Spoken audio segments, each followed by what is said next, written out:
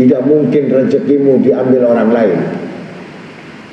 Kau punya rezeki, gak mungkin diambil orang lain. Orang lain punya rezeki, gak mungkin kamu ambil. Rezeki itu punya alamat. Tahu alamatmu, gak mungkin kesasar. Kalau kesasar, itu jam 3 malam yang jual sayur gak punya duit, karena kesasar siang hari. Tidur aja 24 jam, nanti ada yang bangun kasih makan. Kamu gak minta makan, nanti ada yang kasih makan. Yang bingung yang di luar, kenapa ini gak keluar kamar? Jangan-jangan bunuh diri. Didobrak ke pintu, kasihan ini juga lapar. Ya, paham sudah? Harus praktek itu. Kalau teori semacam ini, aduh, saya nggak yakin kamu ngomong itu rezeki Allah. Tapi ada seseorang pemuda yang betul-betul ketika mengatakan rezeki apa yang di bumi di langit, bahkan binatang melata, akan dipikirkan oleh Allah, maka dia lepaskan semua pekerjaan, dilepaskan semua kegiatan, hanya ingin tahu apakah betul rezeki itu ada. Lari dia untuk mencari bukti, masuk ke hutan, menemukan gua, kemudian dia cuman bertasbih, karena ini urusan dengan Allah, dan aku minta kepada Allah, dan aku ingin bukti Allah. Seorang pemuda tadi, satu hari udah mulai perutnya lapar, tapi baca dia subhanallah alhamdulillah wala ilaha illallah wallahu akbar subhanallah dalam hati, sampai ngantuk, sampai tertidur, dalam keadaan duduk. Di mulut gua itu satu pun makhluk gak ada, manusia gak akan lewat, tapi Allah kirim al-musabibil asbab fi daril kita, sebab musabab. Ternyata ada pemburu babi itu untuk ngambil dengan membawa perbekalan semua. Bukan niat masuk ke gua, enggak. Tidak ingin masuk gua, wong dia orang berburu, karena hujan deras. Maka mau nggak mau rombongan pemburu binatang babi ini masuk ke gua itu. Ketika masuk di gua itu, melihat pemuda ini kaku, tertidur, ditidurkan Allah, karena lapar ditidurkan sambil megang tasbih. Ini rahasia Allah, supaya nggak tahu rasa sakitnya lapar. Kalau orang betul-betul Allah menguji dan kembali hamba menuntut janji seperti itu, dilihat masih nafas, dibangunkan nggak bangun-bangun, wah gawat ini orang, bisa sakit. Cepat kamu bikin susu. Wah, akhirnya pakai ranting pakai susu, dimasakkan susu. Dengar itu kamu dah, dia tetap pejamkan mata, ditutup rapat-rapat mulutnya. Apakah betul rezeki itu Allah akan memasukkan di mulutku satu rezeki dari Allah? Mantap, dengan baca tasbih saja. Akhirnya masak yang namanya air susu tadi panas hangat, kemudian dibuka mulutnya, nggak mau buka, dia nggak mau buka, padahal bisa. Tapi ketika dibuka, tambah ditekan, tambah menggigit giginya. Enggak, bukan rezeki. Saya minta dari Allah, bukan makhluk. Ngerti? Akhirnya dipaksa itu yang namanya mulutnya tadi ini nggak buka, karena dia mengharap pada Allah. Ketakutan semua orang yang sebelahnya, khawatir mati, nggak makan. Nah, akhirnya dibuka mulut nggak bisa, dipukul tengkuknya, pukul tengkuknya, mangap dia punya mulut, tek, buka masuk plung yang namanya air susu. Dipaksa Allah untuk makan, dipaksa Allah untuk minum, dipukul tengkuknya, terbuka dia punya mulut, masuklah rezeki Allah itu. Langsung selamatlah, makan daging kambing, makan persen buah semuanya. Maka semua budak itu tertawa. Bagaimana aku tidak percaya dengan Allah? Modalku satu, yang jelas yusabbih lahu ma fis samawati wal ardh, bertasbihlah yang di langit dan di bumi, niscaya Allah pun akan mengingatmu. Banyak sholat tasbih, niscaya kamu tidak akan jauh dari rezekimu. Dengan demikian ini sudah jawaban tasbih. Banyak riwayat-riwayat dalam kitab untuk membuktikan rezeki itu. Bukan mikirkan dosa kamu nangis, tapi mikirkan rezeki kamu nangis, kurang aja. Tangisanmu gak didengerin. Nangislah karena dosamu, nangislah atas kebodohanmu, bukan nangis atas kebangkrutanmu. Nangislah atas dosa-dosamu, nangislah atas kesalahan-kesalahanmu. Minta ampunlah dengan perbuatanmu yang selama ini, sehingga Allah menutup semua pintu rezeki. Banyak dosa, mesti tutup pintu, nggak ada rezeki. Banyak dosa,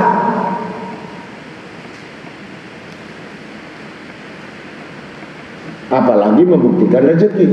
Lari dari rumah, masuk hutan, masuk gua, mati ya terserah. Bayangkan, udah nekat, saking yakinnya kalau masalah rezeki itu. Itu riwayatnya.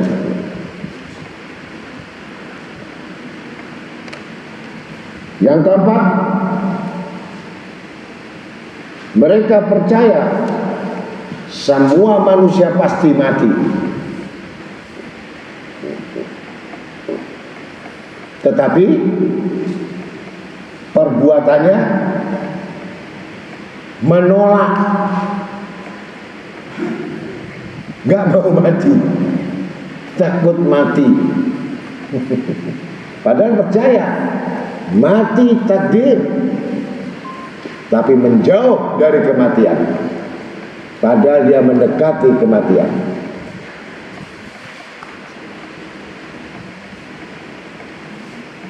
Percaya kematian itu bisa diundur apa enggak? Ditunda, mati tanggal sekian jam cabut, kata Israel. Kalau malaikat bencana datang, malaikat perusak rumah tangga, kadung cinta-cinta ambil, udah tinggal sendirian. Cinta anaknya ambil, tinggal tangisan cinta. Cinta perusahaannya ambil, bangkrutkan, rumahkan semua. Mau apa? Kalau Allah sudah mengendaki seperti itu, kuasa apa kamu? Takdir. Tapi kalau orang beriman, gak ada.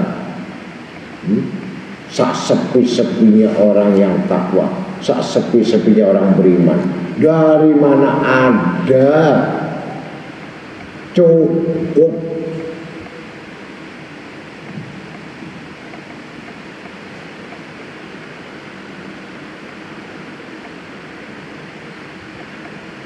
Kemudian sahabat Nabi SAW Abidar dan Salman Al-Farisi berkata, 3 perkara yang membuat aku tertawa.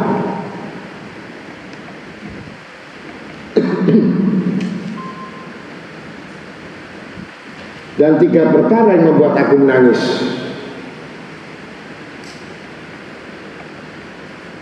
Yang membuat aku tertawa, 1, orang yang panjang-panjang angan-angannya, tulul amal, banyak khayalnya, rencananya 1000 rencana, bukan cita-cita. Yang selalu berpikir tentang bagaimana masa depan dan hidup. Ini yang membuat aku tertawa. Dan 3 perkara yang membuat aku menangis. Ini yang tadi orang panjang, angan-angan. Yang selalu terbawa oleh menunda-nunda waktu tobat, menunda-nunda untuk ibadat, menunda-nunda untuk nuntut ilmu, menunda-nunda kesempatan-kesempatan karena sibuk mikirin hidup. Sekali lagi, sibuk mikirin isi perut dan hidup. Padahal dia tiap hari dikejar maut 70 kali malaikat maut, malaikat Israel yang selalu menghadap wajahmu agar gak keliru nanti nariknya.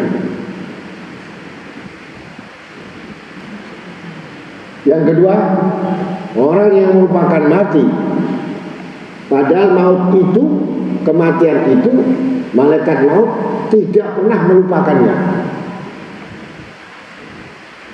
Banyak orang yang senang lupa mati, tapi kematian itu sendiri tidak pernah dilupakan. Malaikat Israel tidak pernah lupa. Yang ketiga, orang yang banyak kelalaian dan senang hura-hura, mubazir, lupa diri, tertipu dengan dunia, padahal dia belum mengetahui apakah Allah itu sudah ridho kepadanya atau murka kepadanya. Tapi kenapa manusia merasa aman?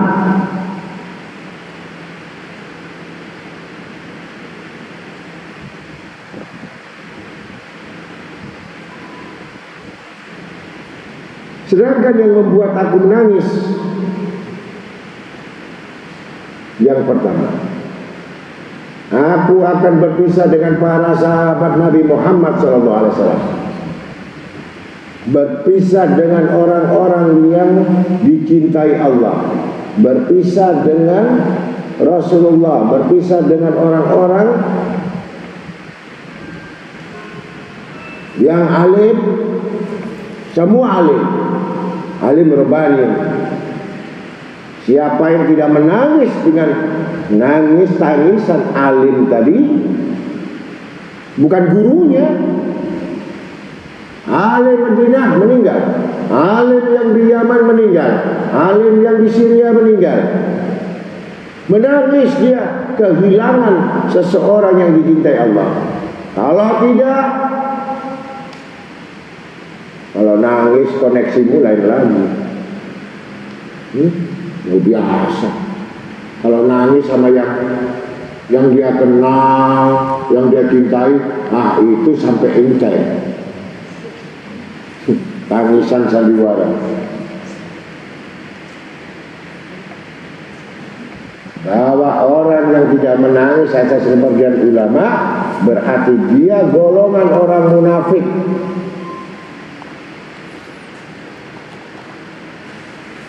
Yang kedua, aku memikirkan betapa dahsyatnya maut bila tiba saatnya, maka aku menangis. Dahsyatnya roh yang diangkat, dahsyatnya kematian Jasadnya berpisah, roh dengan raga. Maka di situ tiap hari aku memikirkan bagaimana nasibku. Yang ketiga, bagaimana telah aku berhadapan dengan Allah, akan dikemanakan aku? Apakah aku ini golongan orang yang masuk surga, atau aku ini golongan masuk neraka? Padahal ini sahabat Nabi Muhammad SAW, kesayangannya Nabi Abidjar, kesayangan Nabi Salman Al-Farisi, masih saja bertanya, apakah ini saya termasuk golongan selamat atau celaka? Bagaimana kita yang gak kenal?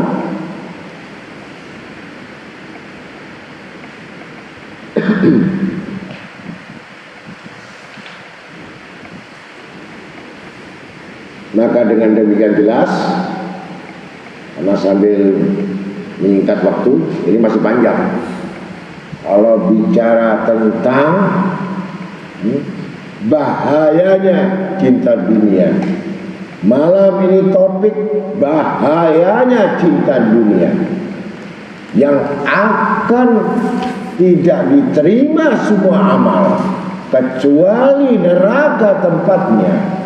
Dunia yang kamu tidak bisa menikmatinya, dan tidak sebanyak yang kamu nikmatinya, bahkan kamu tiap malam memikirkannya, niscaya kamu sudah rugi di dunia, udah melarat, fakir, kekurangan, iman pas-pasan, sholat pas-pasan, belajar pas-pasan. Ini tulul amal.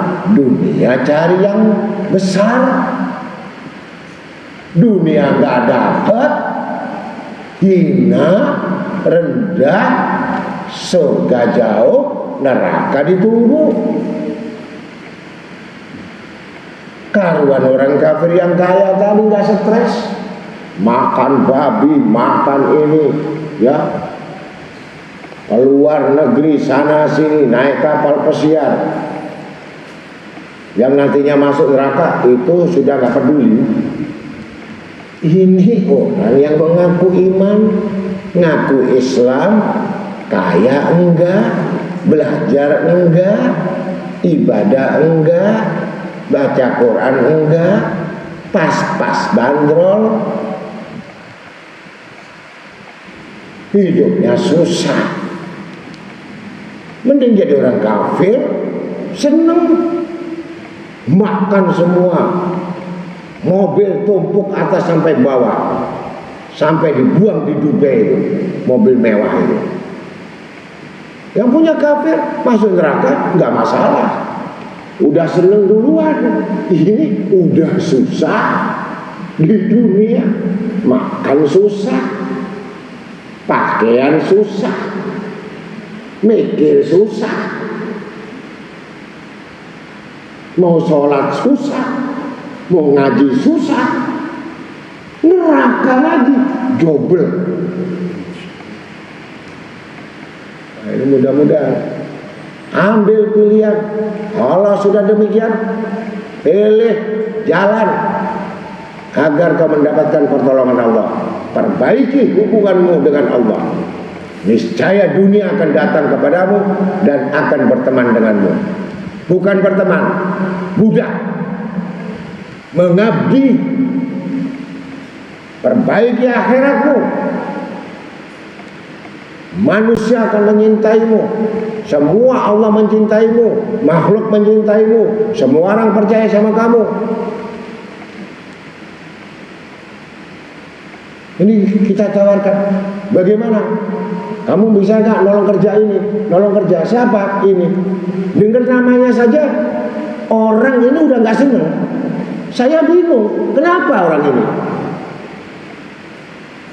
Namanya sudah tercatat jelek, buruk, karakter buruk, tabiat buruk, kelakuan buruk, sifat buruk, mati akal dan mati semua rezeki. Hidup jaga nama, jaga lisan, sampai orang simpatik kepadamu, percaya kepadamu, selalu menghubungi kepadamu, karena manusia itu senang urusan uang 100, nomor 100. Yang penting orang senang dulu, percaya dulu, bagus akhlaknya, bagus perbuatannya, bagus ucapannya, dan semua akan membutuhkan kamu. Walaupun kamu lulusan SD, sekolah dasar, tapi semua orang bisa cocok dengan kamu, maka wujudlah bentuk interaksi apa yang dimiliki sesuai dengan kadar yang diberikan. Percaya mulai, tapi jangan sekali-kali kamu dipercaya orang, kau meninggalkan kepercayaan itu, dan kau melampaui dengan orang-orang yang percaya, dan kamu mengatur sama orang yang percaya, dan kamu ingin melampaui sama orang yang percaya, habis riwayat. Jangan sekali-kali bantah sama bos dalam perusahaan, walaupun salah. Kalau tidak suka, keluar. Jangan bantah, walaupun kamu benar.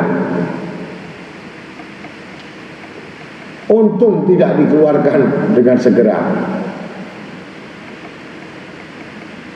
Sepinter-pinternya anak buah, sehebat-hebat anak buah, bosmu lulusan SD, pakai celana pendek, tapi dia kuasa bayar kamu. Kamu nggak kuasa bayar dia, maka yang kuasa bayar dia yang memutuskan, bukan kamu yang memutuskan, karena kamu nggak bayar. Itu saja. Mudah-mudahan mengerti kedudukan masing-masing. Jangan menjadi raja sebelum ditunjuk raja.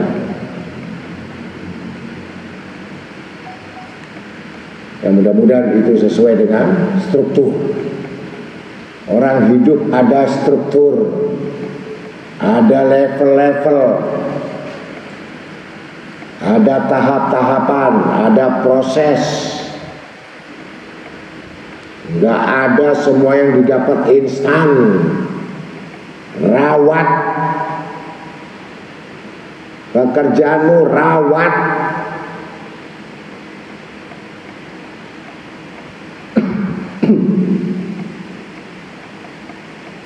Karena sekali kesalahan fatal, yang sudah umur susah.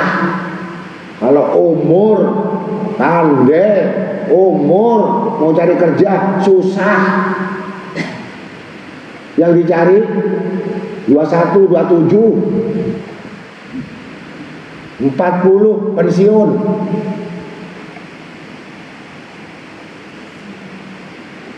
Maka rawatlah, binalah, jangan sampai nol.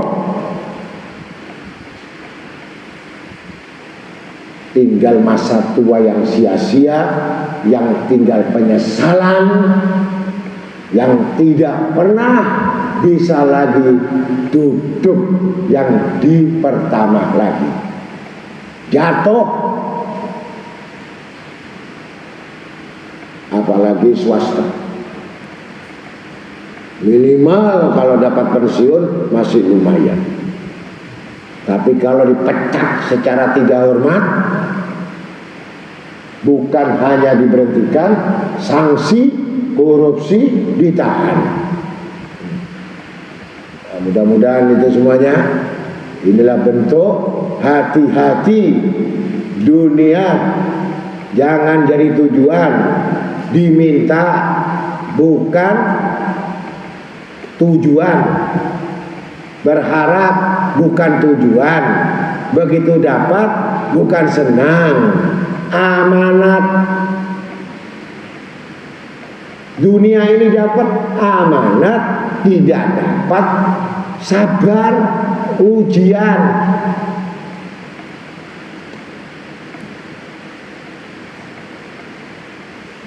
Ya, mudah-mudahan itu saja, sehingga kita semuanya akan mendapatkan semuanya. Kalau sudah perbaikan Allah, lawa malu. Allah itu malu sama hambanya. Kamu sudah memperbaiki, kamu sudah taubat, kembalikan yang hilang dari tanganmu. Orang yang gak senang sama kamu, tak kembalikan jadi cinta sama kamu. Orang yang benci sama kamu, semua akan sayang sama kamu.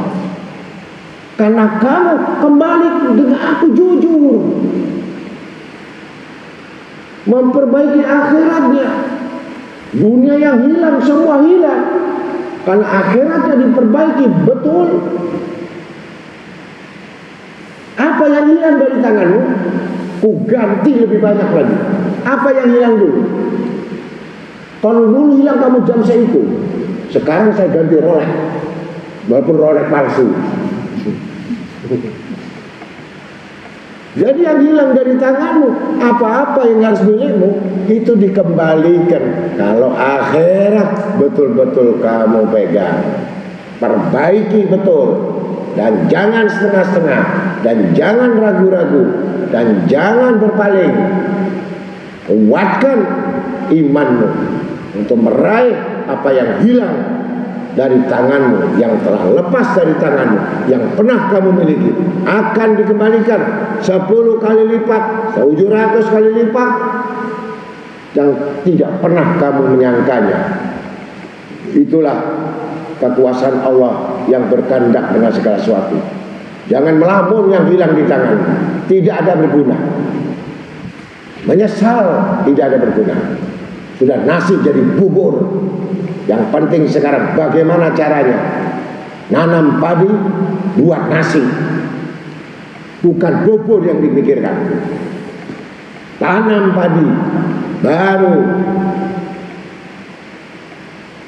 punya nasi. Ini padi tidak, nanam tidak, mau dapat nasi. Nasinya siapa? Yang sudah kamu milik sudah jadi bubur. Jangan pernah mimpi lagi. Perbaiki akhiratmu, niscaya kamu dapat dunia. Perbaiki Tuhanmu, ibadah dengan Tuhanmu. Semua yang membenci kamu, semua yang menjauh kamu, semua yang melecehkan kamu, semua orang yang semua todok dengan kamu,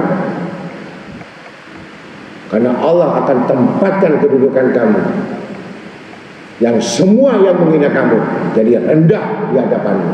Assalamualaikum warahmatullahi wabarakatuh. Waalaikumsalam.